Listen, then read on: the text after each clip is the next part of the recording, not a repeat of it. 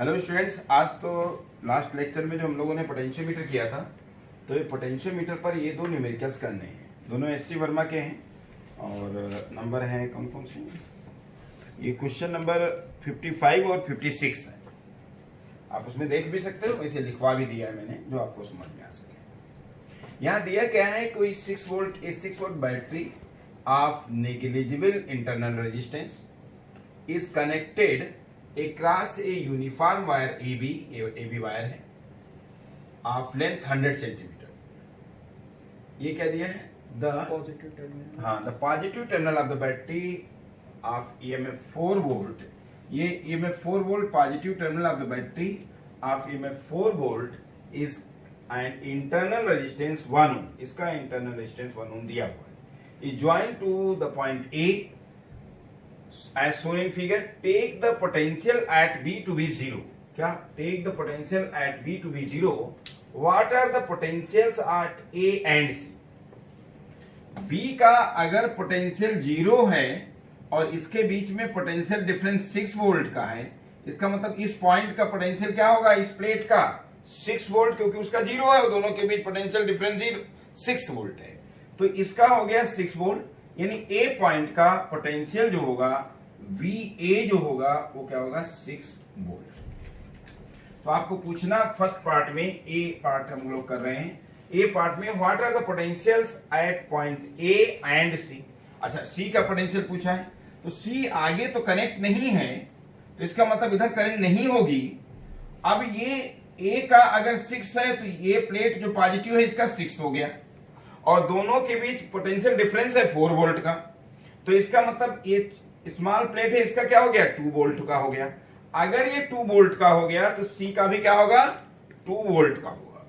तो potential of C जो होगा वो भी क्या होगा, 2 वोल्ट। ये बात समझाएंगे, एक बार फिर समझा दें कि B का 0 है तो ये स्मॉल प्लेट का 0 हो गया और दोनों का पोटेंशियल डिफरेंस जो है 6 वोल्ट है, तो यानी ये प्लेट क्या हो गया, 6 वोल्ट। आगे यहां आने पर A पॉइंट है तो A पॉइंट का पोटेंशियल वही होगा जो इस प्लेट का होगा, वो होगा 6 वोल्ट। और यहां पर इस प्लेट का वही होगा जो A का होगा, जो कि 6 वोल्ट। अगर ये 6 वोल्ट है, दोनों के बीच पोटेंशियल डिफरेंस 4 का है, तो इस प्लेट का, स्मॉल प्लेट का पोटेंशियल जो होगा वो होगा क्या, 2 वोल्ट, 6 - 4। और इसका जो होगा वही C का होगा, क्योंकि करंट नहीं फ्लो कर रही है, ओपन सर्किट है। तो ये तो फर्स्ट पार्ट था इसका। सेकेंड पार्ट क्या है, at which point D of the wire AB, यानी at which point D of the wire AB के किस पॉइंट पर is the potential is equal to the potential at C।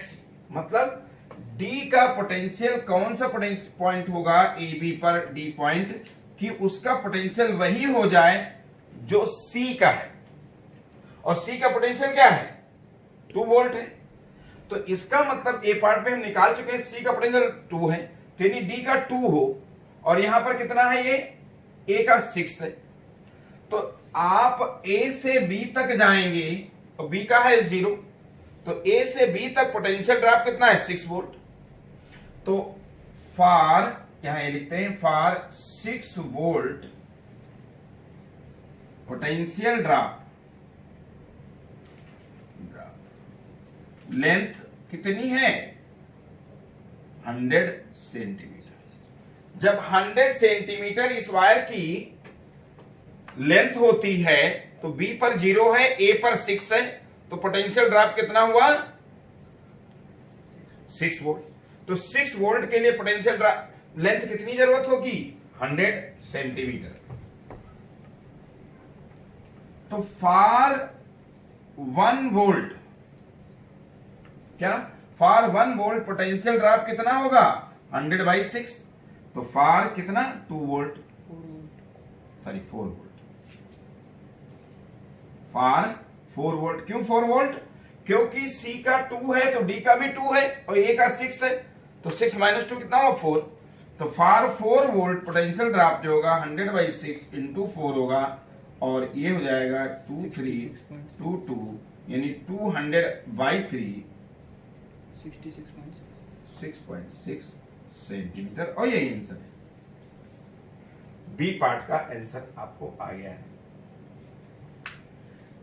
C part में if the point C and D are connected by a wire, मतलब इसका potential है 2 volt, इसका भी पोटेंशियल है 2 वोल्ट।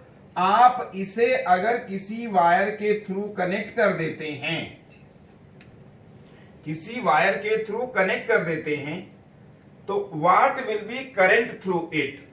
सी और डी अगर कनेक्ट कर दिया जाए, ये पॉइंट कौन सा है, डी, और ये पॉइंट क्या है, सी। अगर हम वायर के थ्रू कनेक्ट कर दें तो कितनी करंट होगी, 0। सी का पोटेंशियल जो है वही डी का पोटेंशियल है, तो करंट चार्ज तो तभी मूव करता है जब पोटेंशियल डिफरेंस हो, और सी और डी के बीच पोटेंशियल डिफरेंस हो गया 0, क्योंकि सी का कितना है 2 वोल्ट और डी का कितना है 2 वोल्ट। तो no current will flow through it, through the wire C D. आप सी डी वायर के थ्रू करंट नहीं फ्लो करेगा।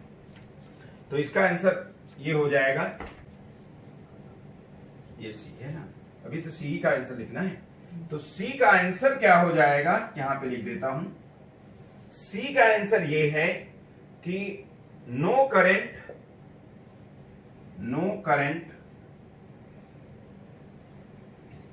Will pass through c d because they are क्या, because they are at the same potential, because they are at the same potential। ये तो सी हो गया। अब डी में क्या है, if 4 volt battery is replaced by 7.5 volt battery, what would be the answers of A and B. तो जो डी पार्ट है, डी पार्ट में आपको आंसर ए का बताना है, और ए का आंसर क्या है, ए में उन्होंने क्या पूछा था, ए में उन्होंने पूछा what are potential of A and c. कब, अब अगर ये बैटरी हम रिप्लेस कर दे रहे हैं किससे, 7.5 वोल्ट की बैटरी से, तो ए पार्ट का आंसर क्या होगा। तो ए पार्ट में what are the potential of A and c, तो ए का पोटेंशियल कितना होगा, वो तो 6 ही होगा, क्योंकि ये ए से कनेक्टेड है, और ए का 6 था। क्यों 6 था, क्योंकि इस प्लेट का 6 था। क्यों था, क्योंकि इसका बी का 0, तो ये 0 था। तो वी ए तो 6 वोल्ट ही रहेगा, और वी सी क्या हो जाएगा, ये हमें देखना है। अगर ये 7 वोल्ट की बैटरी है, तो आप ये बताइए, और दोनों के बीच potential difference V a minus V c, ये दिया हुआ है कितना, 7.5। वी ए कितना दिया है, 6, माइनस वी सी कितना है, 7.5। तो minus V C will be 7.5 minus 6, तो V C will be minus 1.5। क्या होगा, क्योंकि उसका जब 6 है, तो 6 माइनस आप माइनस क्या हो जाएगा, 6 माइनस आप माइनस 1.5, तो ये 7.5 बन जाएगा। तो इसका मतलब वी सी जो होगा, मतलब ए पार्ट का आंसर, और डी में वी ए है 6 और वी सी क्या होगा, माइनस 1.5 वोल्ट। तो if 4 volt battery is replaced by 7.5 volt battery, what would be the क्या आंसर्स ऑफ पार्ट ए। तो ए पार्ट के तो आंसर ये हो गए, और बी पार्ट में उन्होंने क्या, at which point D of the wire A B the potential is equal to the potential of battery, तो ये नहीं होगा, क्योंकि ए और बी तक आप कितना ले सकते हैं, 6 ही वोल्ट। तो 7.5 हो जाए पोटेंशियल डिफरेंस, 7.5 हो जाए, ऐसा कोई भी पॉइंट ए बी वायर में नहीं होगा। अब यहां पर कोई भी वायर ऐसी नहीं है, क्योंकि ए बी 6 वोल्ट तक ही मेजर कर सकता है, तो ये पॉइंट कोई भी नहीं होगा। तो no point exist, no such point exist. तो ये आंसर हो जाएगा किसका, बी का। मतलब डी पार्ट में ए का आंसर वी ए हो गया, वी सी हो गया, और ये मैंने लिख दिया है 1.5 आ गया है। तो इसमें अब अगर बी पार्ट का ही डी में अगर बी पार्ट का न्यू जब ये 7.5 बैटरी होगी, यहां लिखते हैं नो सच पॉइंट एग्जिस्ट। क्यों एग्जिस्ट नहीं करता है? क्यों ए और बी तक 60 वोल्ट मेजर हो सकता है, तो डी उसके बीच में आ ही नहीं सकता, डी तो बाहर निकल जाएगा। ये अब हम लोग आते हैं नेक्स्ट प्रॉब्लम पर।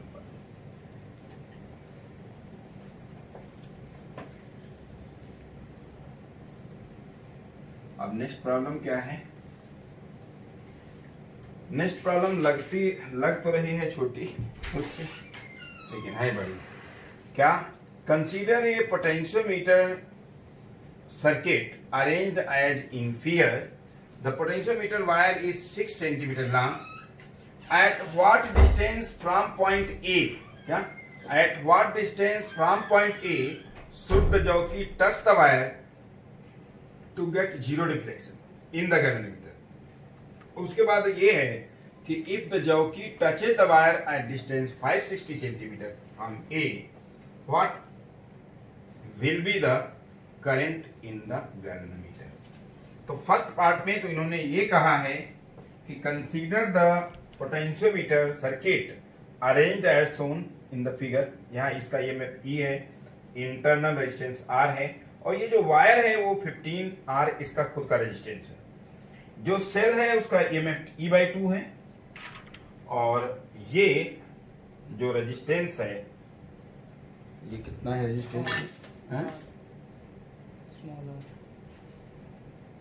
स्मॉल आर अंग्रेजी में लिख दिया है, इसका रेजिस्टेंस स्मॉल आर है। तो इसमें किरचॉफ लॉ भी आ जाएगा इसी क्वेश्चन में। पोटेंशियोमीटर तो है ही, तो आप को ये देखना है कि कहां पर,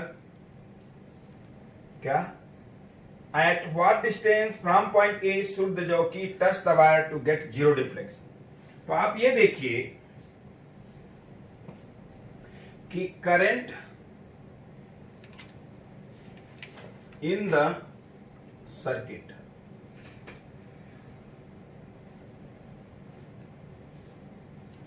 माने सर्किट यानी थ्रू AB वायर में करंट कितनी होगी? ये जो सर्किट AB के थ्रू ये बन रहा है, ये तो ओपन है अभी, तो यहां पर करंट कितनी होगी हमें ये देखना है, I, और ये क्या होगा, E/15R प्लस R यानी 16R इस एम्पियर करंट हो जाएगी। इस सर्किट का रेजिस्टेंस ये 15R प्लस R 16R होगा, E/, ये करंट हो गई। अब वो ये कहते हैं कि at what point the jockey should touch, ये जो जॉकी है यहां पर किस पॉइंट पर टच कर दिया जाए, ये जॉकी जो है कहां टच कर दिया जाए कि AJ का पोटेंशियल डिफरेंस AB के बराबर हो जाए। तो पोटेंशियल डिफरेंस अक्रॉस AJ, क्या, potential difference across AJ will be equal to EMF of cell. तो पोटेंशियल डिफरेंस अक्रॉस AJ कितना है, IR, I आपने निकाल रखा है, R मतलब जो ये रेजिस्टेंस होगा, दिस विल बी क्या, EMF ऑफ द सेल माने E/2। याद रखिएगा ये जब नेल पॉइंट आ चुका है, गैल्वेनोमीटर में डिफ्लेक्शन नहीं है, तो इस R का कोई मतलब नहीं है, करंट यहां है नहीं, नल पॉइंट है, यानी इसका जो EMF है उसके बराबर है। R क्या होगा, लेंथ हमें निकालना है, तो यहां लिख लेंगे let at length L null point is achieved, क्या, नल पॉइंट इज अचीव्ड। तो अगर L लेंथ पर नल पॉइंट अचीव हुआ है और आपको पता है टोटल ये लेंथ AB की कितनी है, 600 सेंटीमीटर, तो ये कितनी होगी लेंथ, ये हमें देखना है। ये हमें देखना है। तो resistance of 600 centimetre length is equal to कितना है 15R। तो रेजिस्टेंस ऑफ यूनिट लेंथ कितना होगा 15R बाई 600। 15 4 जा 0 R बाई 40। तो रेजिस्टेंस ऑफ एन लेंथ जो हमें निकालना है तो क्या होगा L इंटू आर बाई 40। तो यहां आप I के प्लेस पे क्या लिखेंगे E अपान 16R। I के प्लेस पे क्या लिखेंगे E अपान 16R और इंटू R के प्लेस पे क्या लिखेंगे L इंटू आर अपान 40 और this will B E by 2। तो E कट जाएगा, R कट जाएगा, 2 ये 20 टाइम आ जाएगा और इससे कैलकुलेट करेंगे तो L की वैल्यू आएगी 320 सेंटीमीटर। यानी यहां से अगर 320 सेंटीमीटर पर ले लेंगे तो नल पॉइंट आएगा, गैल्वेनोमीटर में डिफ्लेक्शन 0 होगा। लेकिन सेकेंड पॉइंट पे उन्होंने क्या कहा है जो कि आपको देखना होगा, जिसमें किरचॉफ लॉ लगेगा कि अब ये J पॉइंट यहां नहीं है, कहीं भी है कि वो 560 सेंटीमीटर पर है।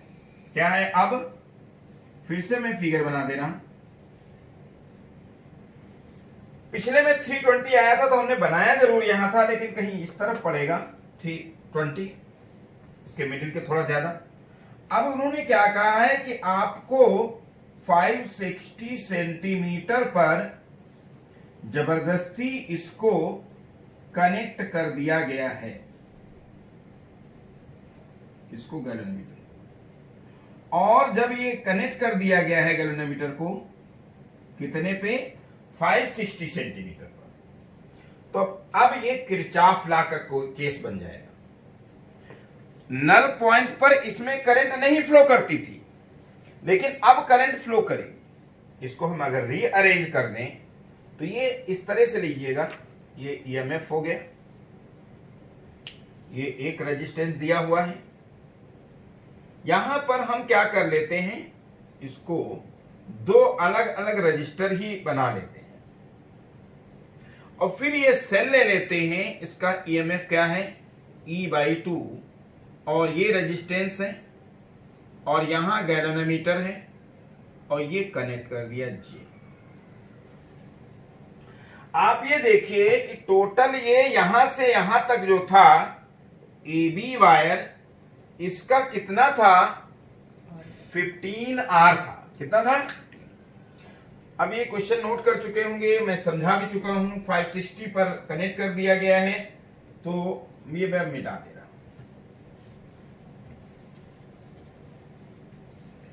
तो आप यहां देखिए कि यूनिट सेंटीमीटर के लिए R/40 है, तो 560 सेंटीमीटर जहां पर ये ऐड किया गया है, ये लेंथ जो 560 है, इसका हम रेजिस्टेंस निकाल रहे हैं।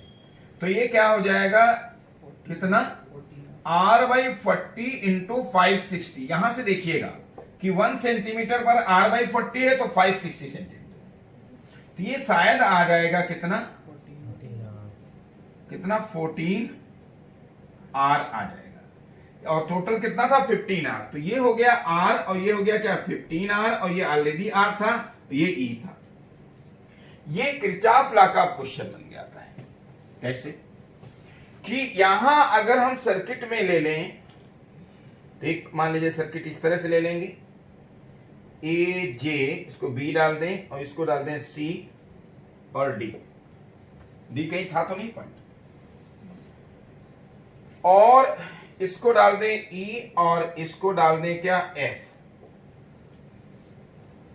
और यहां पर क्लोज सर्किट इस तरह से ले लें।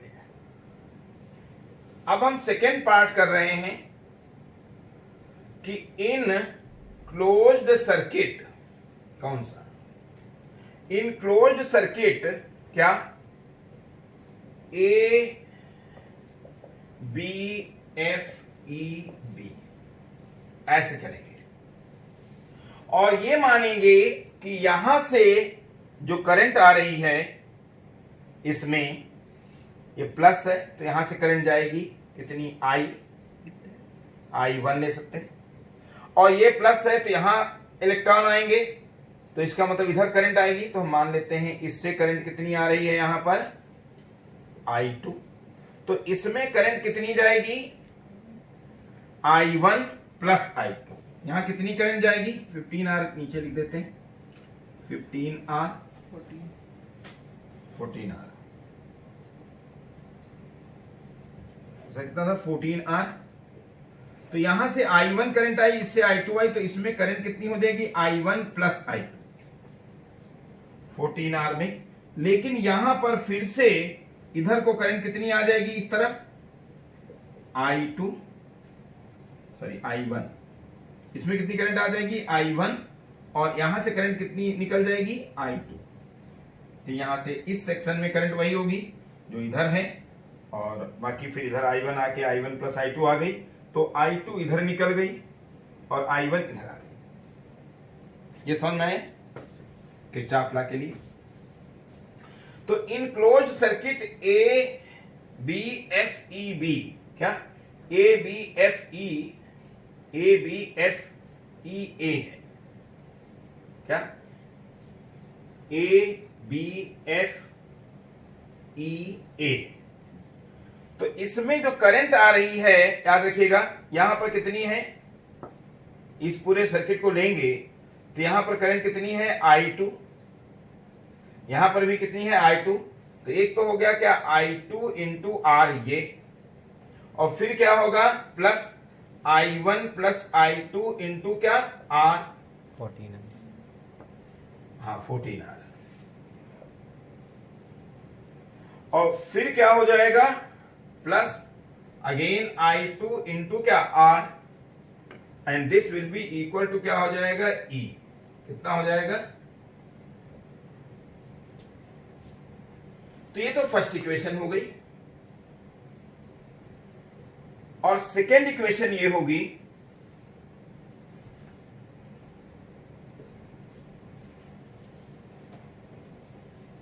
क्या इसमें 14R into I1 plus I2, फिर क्या होगा plus I1 into R, and this is equal to क्या होगा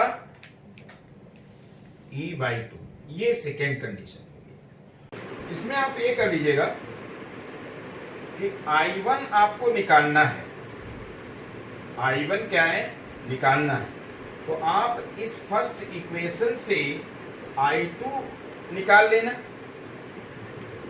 फर्स्ट इक्वेशन से I2 और इसमें सब्स्टिट्यूट कर देना। जैसे ही सब्स्टिट्यूट करोगे तो I1 की वैल्यू जो आएगी वो आएगी 3E/22R एम्पियर कर सकते हैं, ये आपका आंसर होगा। तो नेक्स्ट लेक्चर जब होगा यानी उसमें हम लोग टेम्परेचर डिपेंडेंस ऑफ रेजिस्टेंस करेंगे और प्लस कुछ न्यूमेरिकल इसके पोटेंशियोमीटर के, और आज के लिए इतना ही, थैंक यू।